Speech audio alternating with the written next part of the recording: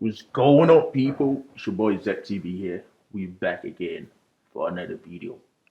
Today's video, we got Hellbanianz, King of UK Coke. Someone in the comment wanted me to react to it, so we about to check it out and let's see what's going on with this, organization. But let's check it out. If you're new to this channel, don't forget to make it throughout the whole video. Subscribe to the channel. Let's get into it. Let's see what's up. Let's get into it. Let's get into it. Let's get into it. So the UK actually consumes the most cocaine in the whole of Europe. In fact, they consume the second most in the world, just behind. Really? How? How they're making it?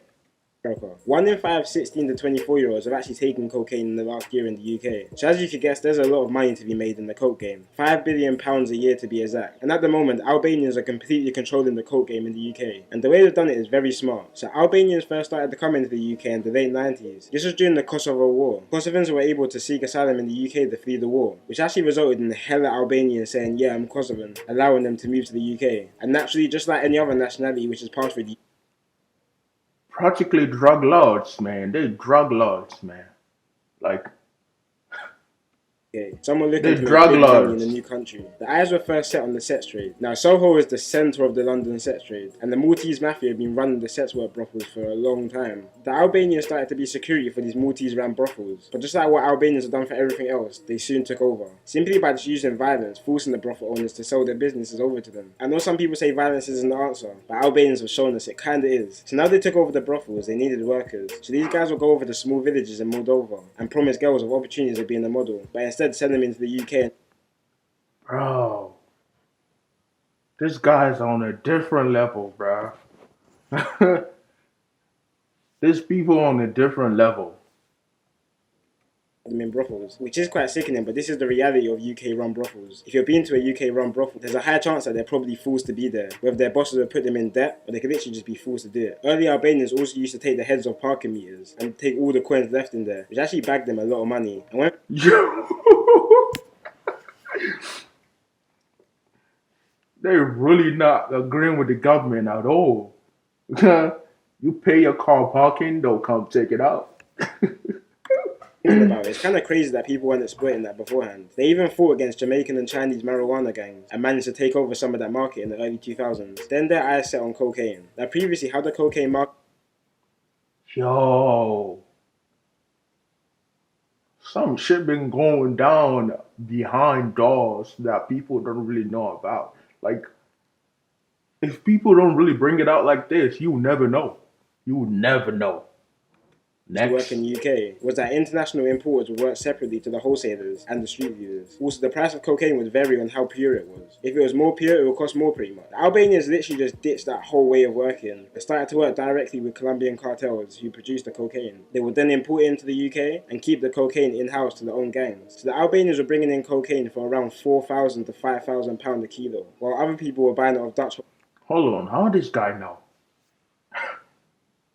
Bro, this guy's some detective for real. For around 22,000 a kilo, while also increasing its purity. So the Albanians cut the price of cocaine massively, while also increasing its purity. Their first problem though was smuggling it into the UK. Now the Italian mafia controls some of Europe's largest port, and luckily Albanians had a good relationship with Italians, with some of them being hitmen for Italian mafias. And Italy actually even used to control Albania at one time. So the Italian and Albanian mafias started to build a tight alliance. Hitmans, assassins, bro. Telling you, they're on a different level. I never knew about them until today. It's Together they crazy. would smuggle cocaine through Colombia to Rotterdam in the Netherlands and Antwerp in Belgium, which would then route into Essex or Hull in the UK. They could do this because they have a lot of port workers on their payroll who would turn a blind eye to suspicious shipments. But this practice is very tricky and there's seen quite a few people in jail, like Clodgen Klopper, who ran a £60 million cocaine import syndicate. He was jailed in 2017 after his He was living a good life, but a deadly one. A good life, but a deadly one.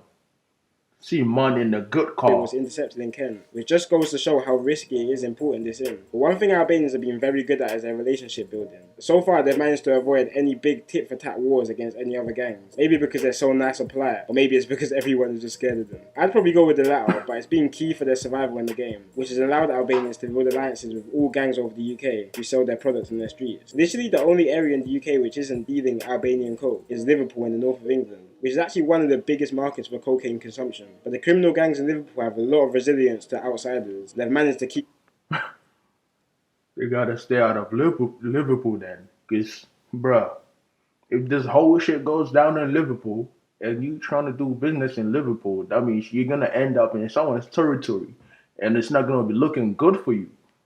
So I guess it's good. Albanians They out of the stayed city drug out. trade, with the Albanian mafia pretty much saying it's more trouble than it's worth. But I don't think they're losing much sleep over this, with them controlling pretty much everywhere else in the UK. And they probably aren't going anywhere anytime soon, with a very sophisticated and professional and loyal way of working, which has much to do with the Albanian code of Besa. This means to keep a promise, and the Albanian mafia take this very serious, and it will be very rare for a member to sell out his own gang. Then came the younger generation of these Albanians. I'm talking the Hellbanians, who began the trend of making flashy videos and waving money around. They control a block in East London called Gascoigne Estate. You might have seen them in a couple music videos like How these people been knowing like the places where this nigga's been living, bro? Cause if locations like this are leaked and shit, bro, like isn't your op gonna like drive around and do shit? So how people been finding out about territories that these people control and they don't control? Because there's this is a funny business. I feel like someone is in there finding out shit about people and just snitching on them or something, bro. Life, which is on around 50 million views right now. These guys are pretty much the retail game of the Albanian mafia. The mafia imports the drugs and sells it to Hellbanians for cheap, which allows them to control the London street game of cocaine. But their flashy and loud style has put more light on their activities than they were like. In cases like Tristan and Saloni, They got the BMW and they got the Mercedes, like, bruh. found with a suitcase of cocaine and a machine pistol after a high-speed chase, has put the gang under some serious obo. Now, they searched his property after and found £6 million worth of drugs. Now, I'm no drug supplier, but I'm pretty sure having £6 million of drugs in one place has to be a bit silly. Stuff like this makes it understandable why Albanians are the second biggest foreign nationality in $6 million drops. Bro, they were living a good life. They're still living a good life. I ain't gonna lie. UK prisons. And the Albanian mafia actually doesn't like this type of stuff. Firstly, it goes against Albanian culture with their flashiness and disses to police, and it just makes their whole operation more hot. Also, in 2019, some of their main gang members were caught raiding a rival drug factory with a gun and machetes and started raiding the crop house. One of these being Azan Didici, who you might have seen on Insta driving a gold Mercedes with the number plate Hellboys. He actually nearly got away. The police tasered him, but he managed to pull out the wires and run, but obviously got caught after. Others were also there, but they actually managed to flee. The Hellbanians gained intelligence beforehand that the factory was full of crops, which would have been worth thousands. They cut down the cannabis crop. That's the thing. It doesn't matter if you have, how will I say? It doesn't matter if you have a customized plate or if you have no plate whatsoever. If you show your vehicle, the front, the back, just a little bit of something that could tell somebody, okay, this your car. I know your car when I see your car. It's easy for people to trail you. Like it's easy for people to follow you. So y'all need to be careful when you're taking pictures close to your car. Always blur something that you think is easy for people to follow you. Feel me? And put them in black bin bags, but didn't manage to flee off with it after. And this is something a lot of gangs in the UK do. They'll normally get a tip-off that someone's growing cannabis at an address. Then they'll raid the factory, normally at night, and cut the cannabis and pretty much sell it off for free profit. In the UK, most of these cannabis farms are run by Chinese gangs, and it's literally like taking candy from the baby. Like, there's not really much these farmers could do apart from accept that they Yo. Yo. Albanians, Chinese gang, then what? What type of gang we have next, bro? What type of gang we have next? Like this niggas is really in deep, bro. in Jack. A famous example of this was Morrison's brother, called Stephen Morrison. He and others were caught raiding the cannabis farm What happened to his forehead? for £2.5 million, which left one of their workers dead. That 2.5 million worth of cannabis, that is a lot. And I really hope that isn't all Stardog as well. Because guys, in all seriousness, we need to start pushing the petition to stop growing Stardog. So I want everyone to drop a hashtag Stop Stardog 2021 and eventually stop the killing of my people as well. Hellbanianz aren't the only Albanian street gang in London. There are other gangs like OTR in South East London and a few more throughout the city. Two separate other Albanian gang members were actually involved in the largest cash robbery in UK history. It was the 22nd of February 2006 and 6 armed men robbed a security depot in Kent and stolen £53 million, which is even crazier. £53 million. Bro, right after that, I would disappear off the face of the planet, bro. Like, nigga, what the fuck am I gonna do for you to see me else, bro?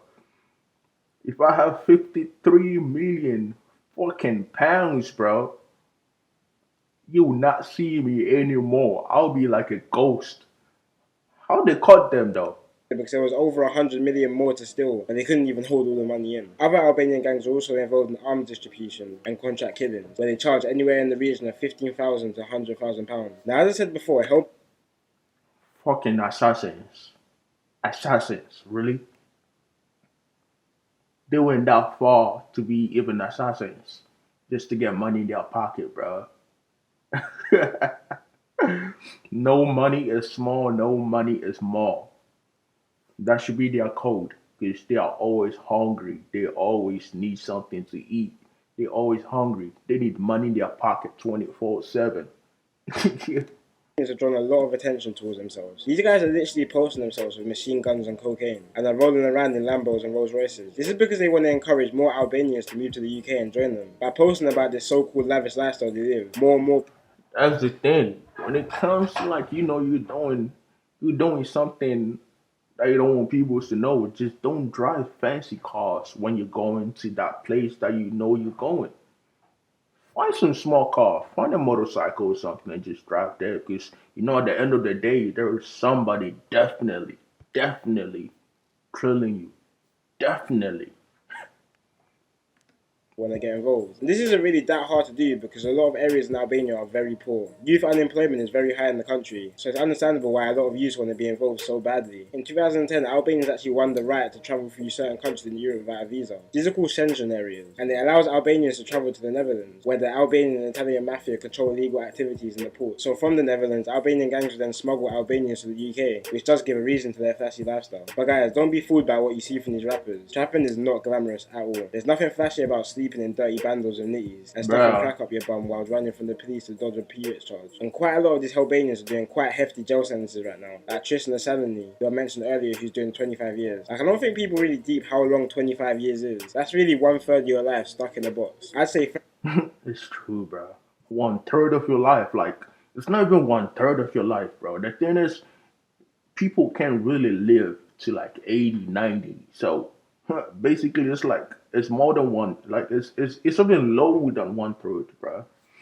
So it's a long time. It's a really long if there's time. no consequences, then go make your quick money. But there are consequences, so just be smart about what you do. One of the biggest mistakes you could do is be fooled by someone's flexing. From time I'm seeing people spend their last £1,000 on designer clothes, I just knew the world was lost. I'm talking about them real Instagram drip or drowners who seem to own every named brand but start to scratch their head when their mum can't pay the rent. Obviously, gangs like Hellbanians do make a lot of money. I'm not disputing that at all. But the money they make is incomparable to the heads of mafias and the importers. But you'll rarely catch a mafia boss in a pair of Dior's. Obviously, it's everyone's choice what they want to do with their money. But I just feel that social media and personalities have just made silly expectations for people. That you need to have a foreign car at this age, or that you need to go on a Rolex just to show that you're really making money. Like, everyone, please just do your own thing. Wear what you want to wear, drive what you want to drive. No one's watching you like that. Everyone's just busy in their own mind. Anyway, guys, I think that wraps up today's video. If you enjoyed, as always, drop a like. I think I'm going to do my next video on Marley Strip, the East London Marley. I might go old school a bit and maybe talk about the craze. Who knows? Also, guys, don't forget about the competition. Follow my Insta. I'm going to put it on the screen.